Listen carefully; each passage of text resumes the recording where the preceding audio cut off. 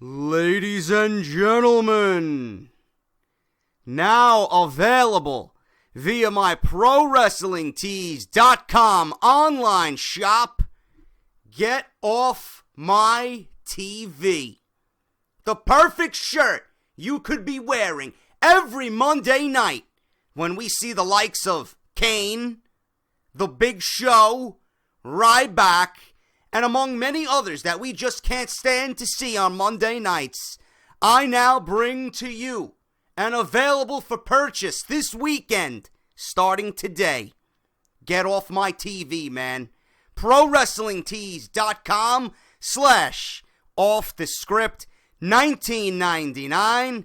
Get your new merchandise and support Off the Script today. Once again, that's ProWrestlingTees.com/offthescript.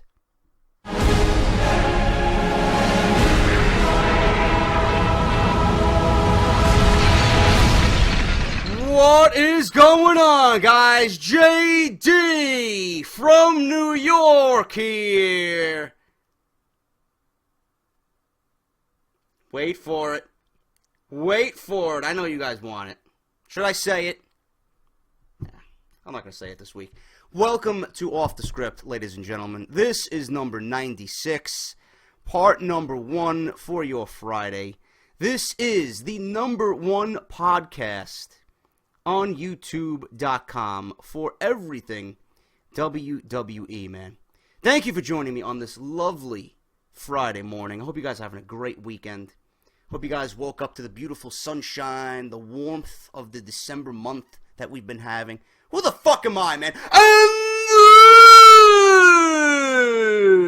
this is number 96, part number 1 of the number 1 source right here on YouTube.com for everything WWE, man. This is Off the Script, the number 1 fucking podcast in your subscription boxes right here on YouTube.com, man. What a fucking weekend. Absolutely amazing weekend we had, man. We're getting close, man. It was just a fucking week ago where we hit 35,000 subscribers, and we're on our way to 36. Unfucking believable, bro. Thank you guys so much for everything. We're continuing to grow, and it's all because of you guys, man. Whether you love me, whether you hate me following this past weekend, whether you agree with me, whether you disagree with me, I want to thank each and every one of you, man.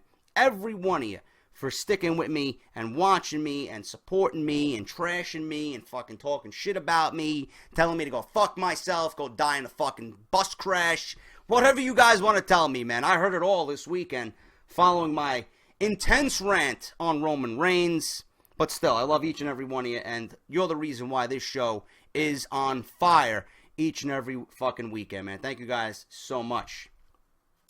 What do you guys think about that t-shirt, man? I swear to God, I do it for you. I do it for you, man. Dave Bogart, the man who designed that t-shirt, is a fucking beast, man. I had a vision. All I wanted was a silhouette of the Big Show in a TV.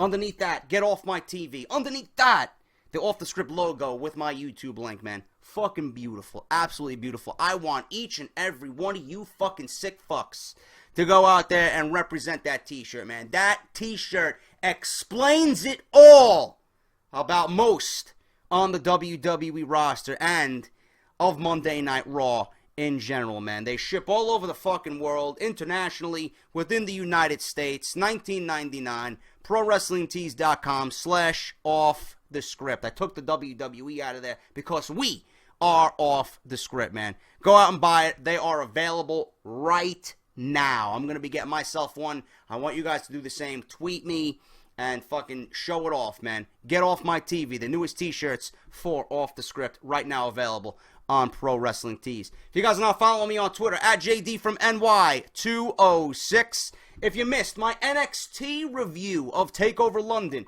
if you missed my Monday Night Raw review of Roman Reigns, and if you missed my Behind the Mic special about why I didn't like Monday Night Raw and why I didn't like the WWE Championship title match between Roman Reigns and Sheamus, and Roman Reigns becoming the champion on Monday Night Raw. All 3 of those videos will be linked down below in the description, as well as Joe Cronin and I with Outta Nowhere, episode number 9. That is also linked down in the description. Pretty much anything you guys need is down in the description below, all right? Outta Nowhere will be on my channel next Wednesday, right here on my channel, so make sure you guys mark that on your calendar, man. I'm going to try and talk to Joe about starting it a little earlier than usual, around 11 p.m. My work schedule is going to be hectic as fucking hell, man. So I want to get it done early because I'm sure I have to get up very early the next morning. So right here on my channel, Outta Nowhere, episode number 10, the big number 10, right here for Joe and I, man. It's going to be fucking awesome. We're going to be taking your phone calls. We're going to be discussing WWE. Literally, it can go out of nowhere, all right? Let's get into the news, guys. I got news on Jeff Hardy. More news on Jeff Hardy, the most updated information regarding his return to the WWE. Earlier this month, a huge rumor came out that Jeff Hardy could make his return to the WWE after his contract expires with TNA and he heals from many nagging injuries. Naturally, it was only a matter of time until more came out of the rumor, and this week, an update has been reported by Dave Meltzer. According to the Wrestling Observer newsletter, it will be extremely unlikely for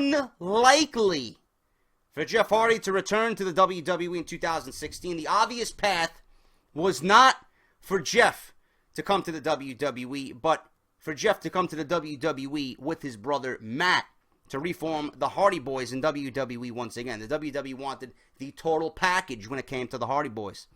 Although Jeff Hardy would do very well in WWE as a singles competitor, the condition of his body is going to stall a potential WWE return for the time being. Hardy is in need of another knee surgery. That surgery will most likely keep him out of the ring until late 2016. It isn't yet known how long he'll be out of action, since that depends on the success of the surgery. However, Jeff has been telling friends that he will have to tone down his in-ring style significantly. That isn't surprising, given the grueling amount of damage Jeff has done to his body over the years. Despite this update, both Jeff and Matt's contracts with TNA expire very, very soon. Wrestling inside a WWE ring may be unlikely for the time being, but WWE could sign them to both Legends deals, or allow them to be reunited in Dallas during WrestleMania 32 for a WWE Hall of Fame induction of the Hardy Boys, man. That would be phenomenal. Absolutely phenomenal, man. I know you guys love Jeff Hardy. You know, Jeff Hardy's name has been in everybody's mouth ever since he went to TNA, man. Everybody was anticipating the WWE return. And I talked about Jeff Hardy, and I don't watch TNA. I know Jeff Hardy was the TNA World Champion at one point. And whatever Jeff wants to do in his off time, when he's home and he's trying to relax and he's got his own spare time, he can do whatever he wants to do, man. Seriously. But you can be an NFL athlete, you can be an NBA athlete, you could be an MLB athlete, you can play fucking golf, tennis, etc., etc. All right? If you are a high-paid athlete and you have sponsors and you got responsibilities, and if you're a professional wrestler and the company that you work for gave you the title of number one, gave you the title to be a flag bearer of the company, if they gave you its world championship, there has to be some type of responsibility on your part to uphold that relationship. That's where I came from, and that's what I discussed, man. I love Jeff Hardy. All right, you can do whatever you want in your spare time, but you got to be responsible for your actions. Jeff Hardy breaking his leg while under TNA contract and being a world champion is not only stupid, it's immature, and it's irresponsible. You know, anybody would say the same thing that I'm saying, and I don't want to say that because I really enjoy Jeff Hardy's work, and I want to see him back in the WWE. I want to see him back home. But, you know, you got to look at it. You got to look at things long term, man. This is why I want WWE to book long term, you know. If you have a vision of where you want to be, things will be a lot clearer. You got to just fucking plan it out. If Jeff's plans were to always come back to the WWE, why would you risk your career in a stupid bike accident, man? I don't get it. I really don't understand it.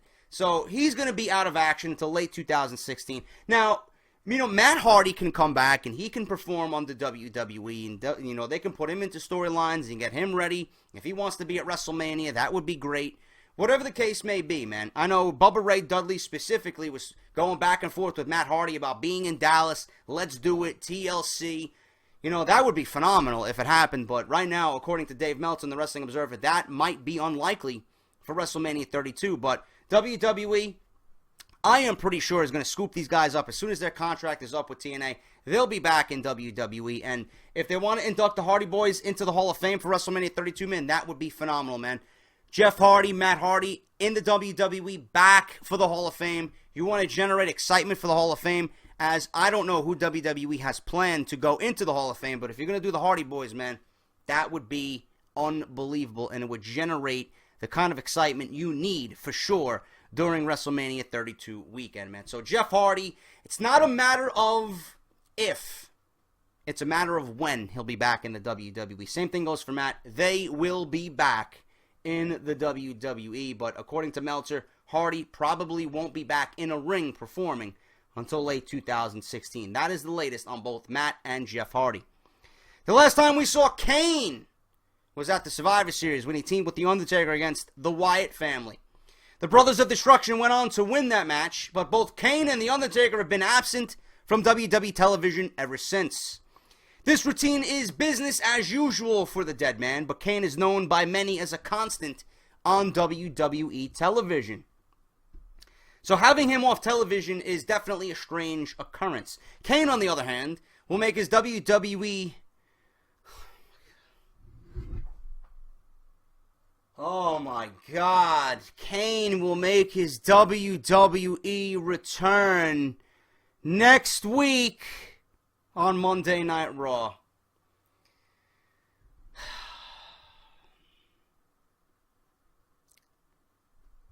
Do I even continue this article? Seriously. Kane has nothing left to prove in WWE. A lot of the people have overwhelming respect and admiration for The Undertaker, turning his character into the best gimmick ever created by WWE.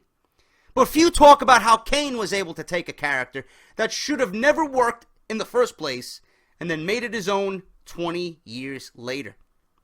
A lot of fans don't get excited about Kane anymore, and that's a shame. He's done a lot to put over young talent. He's easily one of the most underrated wrestlers in WWE history, given his longevity and all he has accomplished in his career. It's going to be interesting to see how the Authority brings Kane back into the fold after the end of the Rollins feud. So, let me get this straight. Kane is coming back to TV. Kane, how do you bring him back to TV, and who do you feud him with? I don't know. I really don't know. Does the Authority bring him back? Does the Authority bring him back, the monster, the demon Kane, to do their dirty work? Do we see Roman Reigns versus Kane main event Monday Night Raw for weeks leading into the Royal Rumble? Do we see a mixture of different individuals in tag team matches to close Monday Night Raw with Kane and Roman Reigns involved? Please. All you people jumping down my throat. Monday Night Raw was great! Best Raw of the year! Wait. I'm gonna be sitting laughing, wearing my new Off the Script t-shirt that says, "Get off my fucking TV," and you're gonna be seeing Kane in the main event of Monday Night Raw going one-on-one with Roman Reigns. Let me see you guys then tell me it's the best Raw of the year. Seriously. Wait, I can't wait till it fucking happens, because I know it's coming. I know it's coming, man. Kane gonna be back on TV, going against Roman Reigns. I fucking see it now. And the thing with Kane is, man, listen, I don't hate Kane.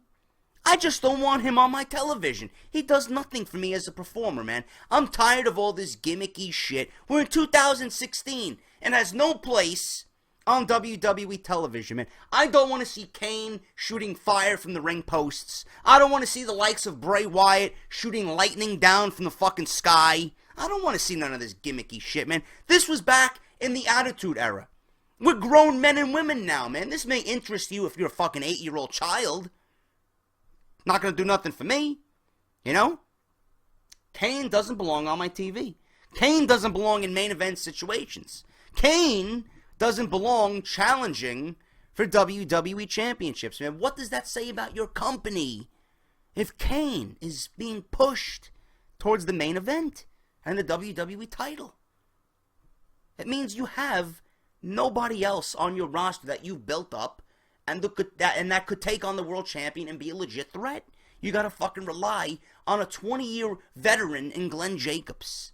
Meanwhile, his career is well past its prime. I don't get it. Kane coming back to TV, and I can see it now. Kane and Roman Reigns main eventing Monday Night Raws going into the Royal Rumble. Please, please, dunk my head in a fucking tank full of NyQuil and just knock me the fuck out, man. Please. I want to be asleep as fast as I can before the match even fucking happens, man, because nobody wants to see it, and WWE, after doing a great Raw, going right back to fucking giving us garbage. I see it now. King Barrett was introduced as a member of the League of Losers, along with Del Rio, Rusev, and the former WWE World Heavyweight Champion Sheamus. Barrett made an appearance on the TLC pre-show, but he wasn't involved in the main event between Roman Reigns and Sheamus. But during that match, Del Rio and Rusev's interference cost Reigns the title. The current King of the Ring, as if that's some kind of important fucking title nowadays. WWE seems to think it's still relevant. It means nothing. It's fucking pointless. It actually makes him look worse. King of the Ring. King of what? You're the king of nothing, man. You're in the League of fucking Nations. What king are you? You're a king of what, man? I always date back to when he won the King of the Ring, right? He won the King of the Ring and then he lost, well, how many straight weeks to fucking R-Truth? Give me a fucking break, man. Seriously, King of the Ring means nothing until the WWE gives us a meaning or a reason for the King of the Ring to actually mean something in modern day WWE. But he was absent from Monday Night Raw this week, and his disappearance from WWE television hasn't been explained until now. On the Wrestling Observer radio show, it was reported by Dave Meltzer that King Barrett has sustained another injury that is putting him back on the shelf. Unfortunately, it isn't confirmed what the injury is or how long Barrett will be out of action. However, he is still traveling with the WWE roster to all the WWE events, so that is a good sign that it isn't a serious injury as of this report. In the long term, this is potentially a good thing for Barrett. I thought he would have made a great mouthpiece for the League of Losers, and an injury shouldn't stop him from filling that role. This guy has had far too many injuries already, and he's potentially a major member of the League of Losers. Being taken off television again is the worst possible thing for WWE to do to Barrett right now. It sucks to be Wade Barrett, man. I know he's got, he blew out his fucking shoulder against Jack Swagger months ago, and he came back from that. And now he's injured again. I think it's a neck injury. I don't know where it happened, but I feel sorry for Barrett. He's one of the guys on the WWE roster that could have had the greatest potential out of them all, man. Great mouthpiece, great on the mic. He's decent in the ring. He's got a great look. He could have been a world champion, but WWE just has mishandled him so poorly. Coming out of that fucking Nexus feud with John Cena, ever since then, he's never been the same. And that booking decision was awful. And he's never been the same. King of the Ring did nothing for him. Being in the League of Losers next to Del Rio, Rusev, and Sheamus, who are nothing but mid-carders, mean nothing, you know? So Barrett right now, he's got the best voice out of them all to lead the League of Nations wherever they want to take this group. I don't know what they're doing with the League of Losers. I really don't. The only reason why this group was assembled was to get Roman Reigns over. They made Roman Reigns look good. The 3-on-1s, the 4-on-1 attacks, Roman Reigns overcoming everything. That was the only reason why they were there. But Sheamus, Del Rio, Rusev, and Barrett, I mean, what is their worth to WWE? I understand Sheamus was, a Money in the Bank briefcase holder, and he won the title, and he just lost the title. Del Rio is ice fucking cold. Nobody gives a shit about Del Rio. I can't wait till John Cena comes back and takes the fucking belt away from Del Rio. What has Del Rio done for WWE, man? Nothing. It's like he's back to merely claim a paycheck, and that is it. He hasn't done anything for the title. He hasn't done anything to enhance Monday Night Raw for the better. So what is Del Rio's purpose? You know? Again, he's fallen victim to shitty WWE writing. It was great when he came back. It was great when he beat John Cena. He received a nice pop. We all thought the team with Del Rio and Coulter was going to be great. It eventually fell flat on its face, and that's the only bright thing that WWE has done in the last couple of weeks was break away Zeb Coulter from Del Rio. You know, if I was WWE, I would have Del Rio defending the United States Championship on Monday Night Raw each and every week. Why not? I don't understand why he hasn't defended it against anybody but Jack Swagger. Who the fuck cares about Jack Swagger? I was even shocked he still has a fucking job. He's still on the roster. And the match that he had with Del Rio, a chairs match, was fucking awful. I mean, who sat there and literally enjoyed that match, man? Nobody. The feud was trash. It meant nothing. It did nothing to generate excitement, and it was a waste of everybody's time. And no matter how much you hate John Cena, and I'm sure there's going to be a fucking asshole in the comments section, oh, JD, you're hanging from John Cena's nutsack. Listen, you got to respect John Cena for what he did for the United States Championship. I say this over and over and over again, and I sound like a broken record. John Cena with the U.S. Open Challenge was gold. It was the best part of Monday Night Raw every fucking week. Because we never knew who was going to come out. We were intrigued about what he was going to do next, who he was going to challenge next, you know, how great of a match he was going to have. Was it going to be an NXT guy, a WWE guy, someone we haven't seen in a while, someone who's been off TV, that's not signed from another promotion? We don't know, man. The intrigue was there. And that was the greatest part of Monday Night Raw for weeks. And you can't tell me that it wasn't, because it was. No question. And I don't know why WWE took the belt off Cena. The WWE was better off keeping the belt on Cena for all this time, because it would have been the same thing now with the belt on Del Rio. It's not being defended. And it's losing all that momentum being around Del Rio's waist. If WWE was smart, they would put Del Rio in a United States Open Challenge every single week to defend against a random opponent, not only building momentum and maintaining momentum for the U.S. Championship, but also getting Del Rio over as a fighting champion, seeing him every week, defending the belt, and giving him something to do. You're paying him all this money for what? To be in the League of Losers? I don't understand that logic there, man. That's what I would do, but right now I'm looking forward to John Cena coming back and taking that belt off of him and fucking doing what he's been doing with the United States Championship and making it important. But right now, Barrett out. He could be on television for the League of Losers as a mouthpiece. He's got a great voice. Like I always said, he should have been the number one guy in the League of Losers.